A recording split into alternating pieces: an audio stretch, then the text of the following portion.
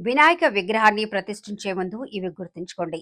హిందూ మతంలో ఏ పండుగ అయినా కుటుంబంతో, బంధువులతో కలిసి ఇళ్లలో జరుపుకుంటాం. అయితే వినాయక చవితి మాత్రం గల్లీ నుంచి ఢిల్లీ వరకు కాలనీలు, ఊళ్ళు, పట్టణాలు, నగరాలన్నీ ఏకమై ఆకాశమంతా పందిరి వేసి అందమైన అలంకరణలు చేసి అంగరంగ వైభవంగా జరుపుకుంటారు. పురాణాల ప్రకారం వినాయకుడు పుట్టినరోజునే వినాయక చవితి పండుగగా జరుపుకుంటారు. ప్రతి సంవత్సరం భాద్రపద మాసంలో శుక్లపక్షంలోని చతుర్థి తిథి నాడు గణేష్ చతుర్థి పండుగను జరుపుకుంటారు.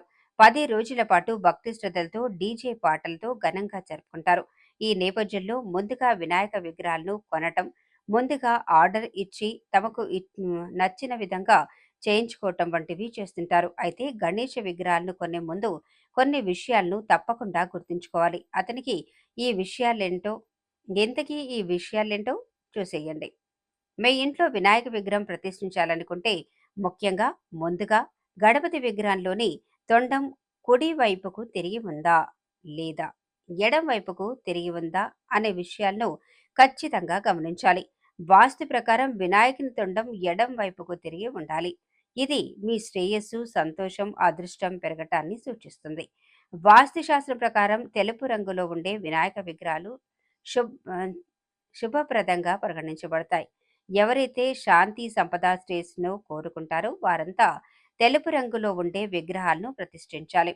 కెరీర్ పరంగా ఎదగాలనుకునేవారు కుంకుమ రంగులో ఉండే వినాయక విగ్రహాన్ని కొనాలని జ్యోతిష నిపుణులు సూచిస్తున్నారు. తెలుపు రంగులో ఉండే వినాయకుడు సంపదకు, ఆనందానికి, విజయానికి చిహ్నంగా పరిగణిస్తారు. ఈ దేవుడి ముఖం ఎప్పటికీ ఇంట్లో ప్రధాన ద్వారానికి ఎదురుగా ఉండేలా చూసుకోండి. మీరు కొనే వినాయక విగ్రహాలను జాగ్రత్తగా పరిశీలించాలి. కొందరు పాత స్టాక్‌నే విక్రయిస్తుంటారు. అలాంటి విగ్రహాల విషయంలో జాగ్రత్తగా ఉండాలి. ఎందుకంటే, అలాంటి విగ్రహాలను ఇంటికి తీసుకొచ్చేలోపు విరిగిపోవటం, చిన్న చిన్న మొక్కలు పోవటం జరుగుతుంటాయి. ఇలాంటి వాటిని ప్రతిష్ఠించడం వల్ల అశుభ ఫలితాలొస్తాయి. అందుకే వినాయక విగ్రహం కొనే ముందు 1, 2 సార్లు బాగా గమనించండి.